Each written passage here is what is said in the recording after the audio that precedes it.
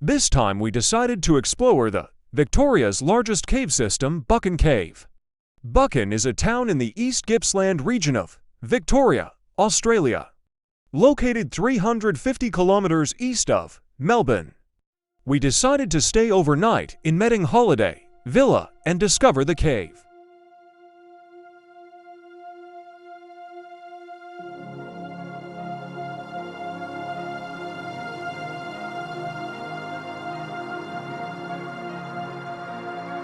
We have arrived around 5 p.m. We completed the check-in and went to our villa.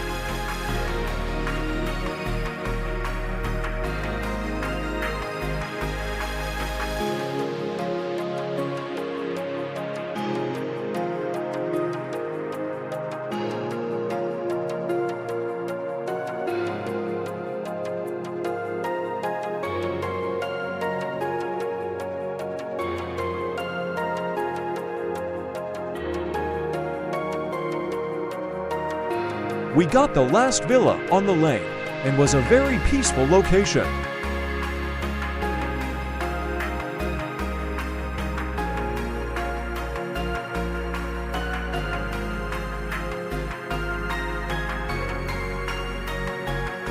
This villa has a kitchen, lounge, master bedroom, and another bedroom, with bunk beds, ideal for the kids.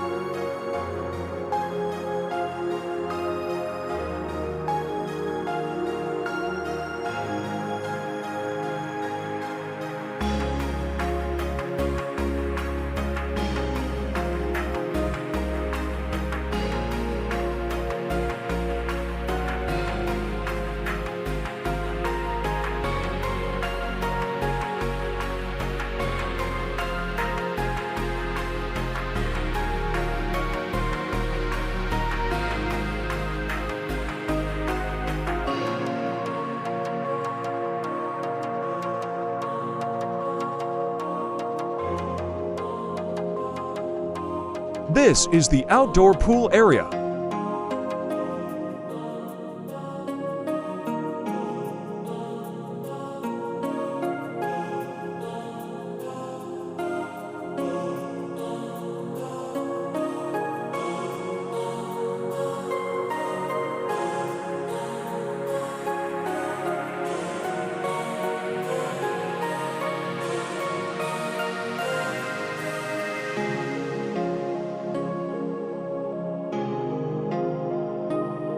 And the play area for the kids.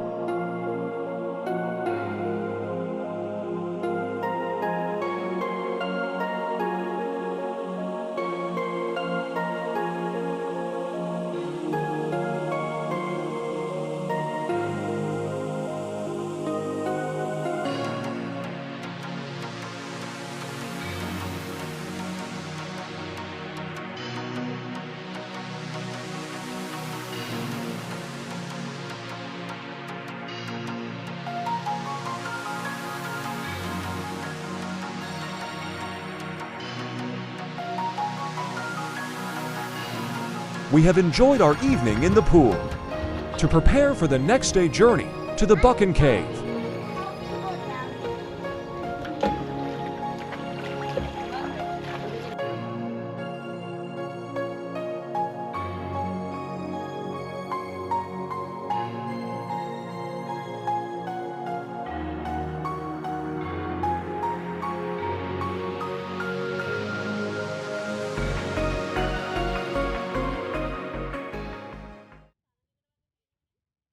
The next day, we started our journey to explore the Buchan Cave.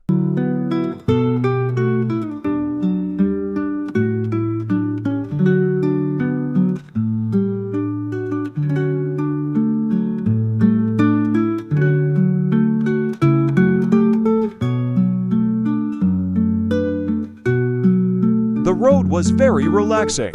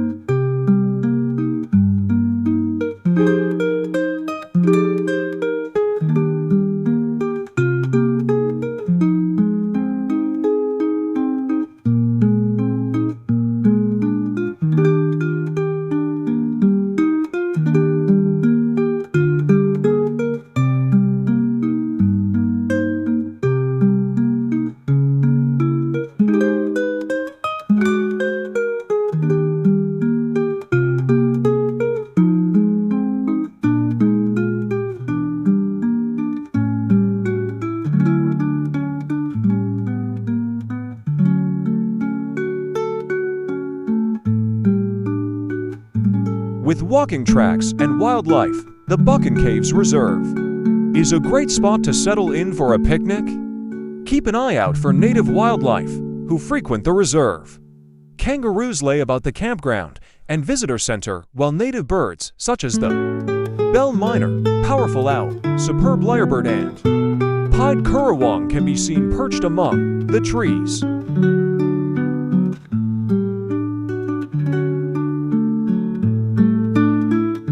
This is the visitor center.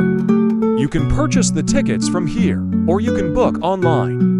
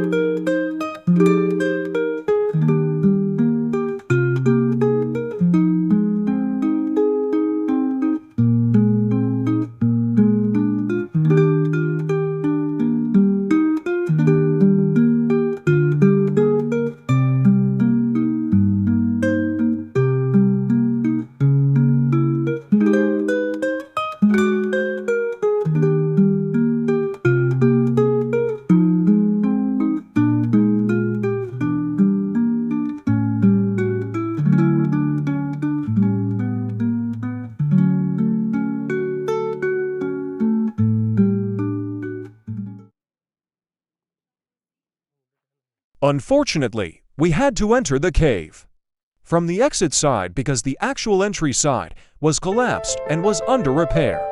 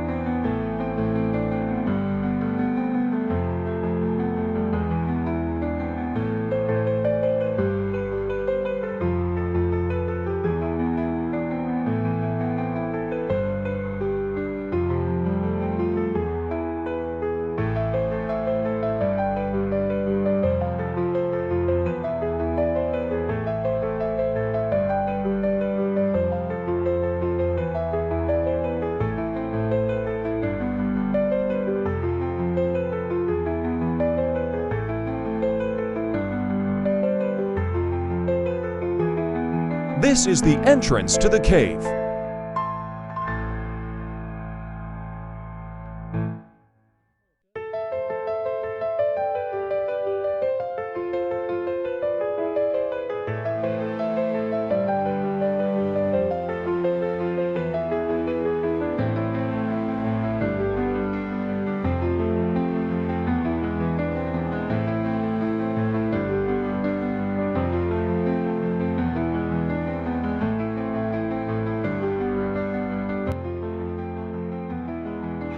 We'll go through this cave, we'll come back out the same way.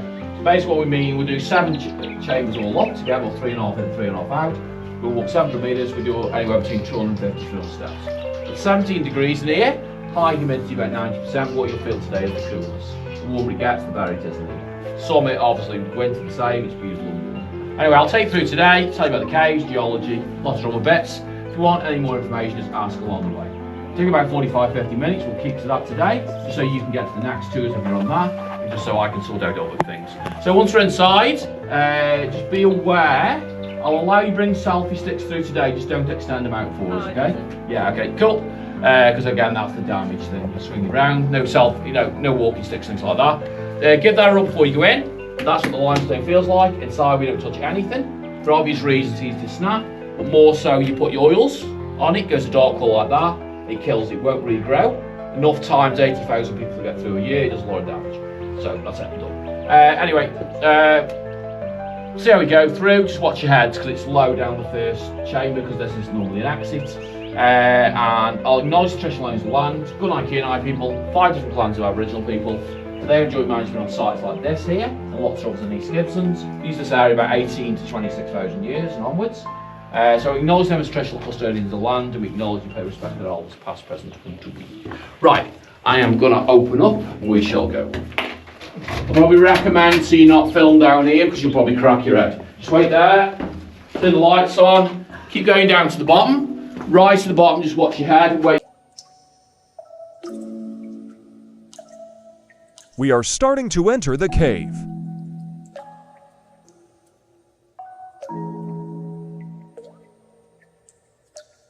The passage is very narrow. Have to be careful of our heads.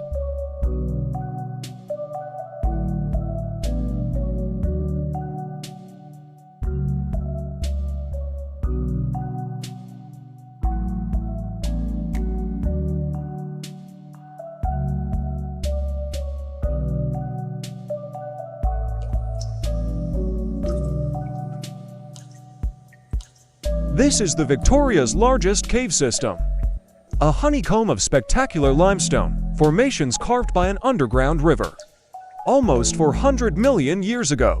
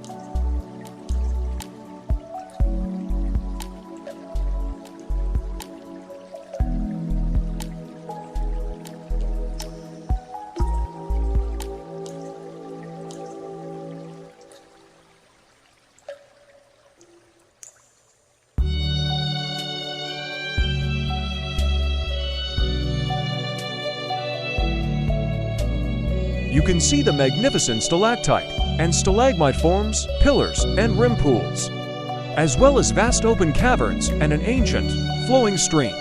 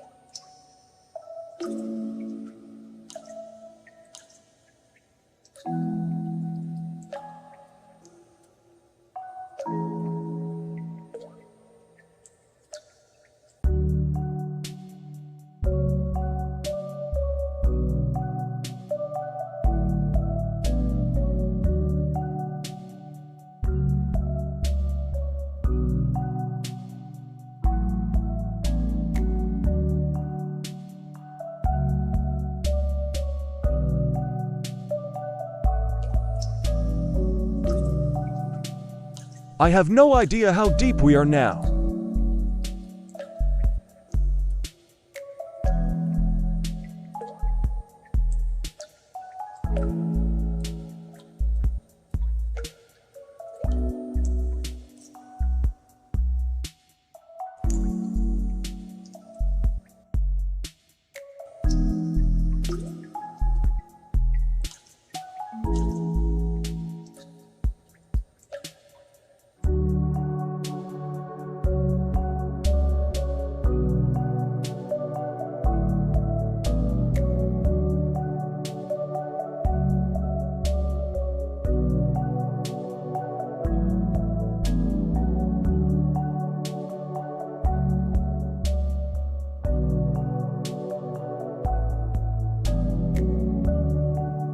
We had very similar experience in our Vietnam tour while visited the Buchan Cave.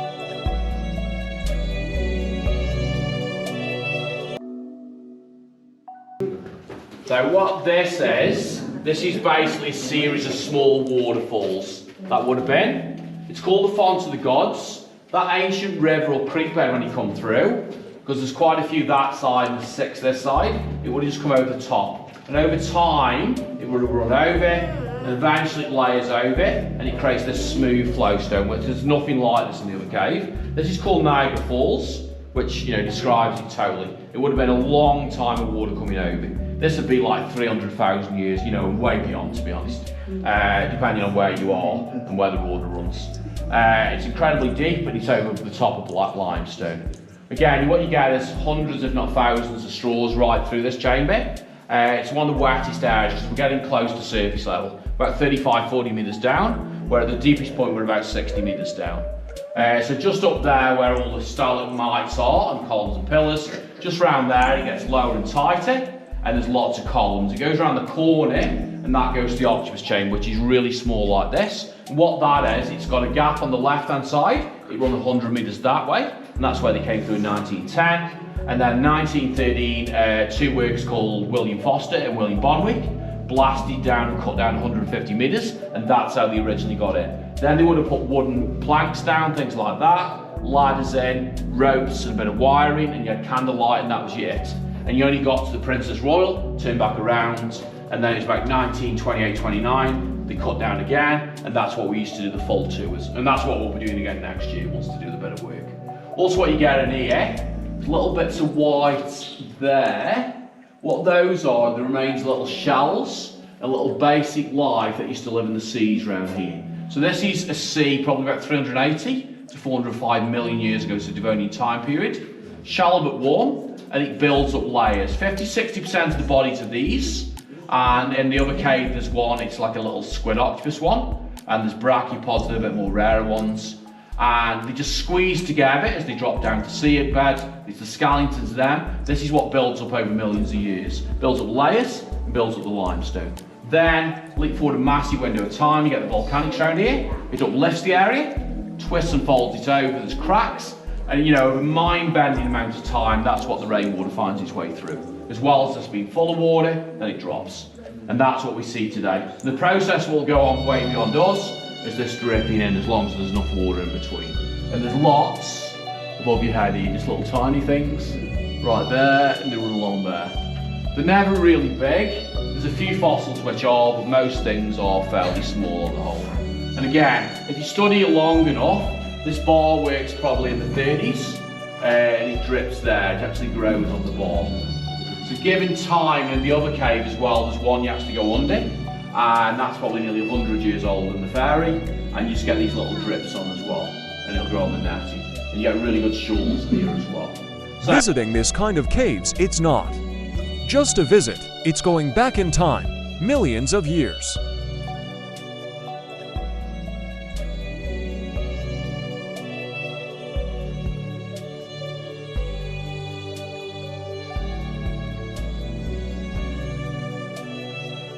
Thank you for watching. Please subscribe to my channel.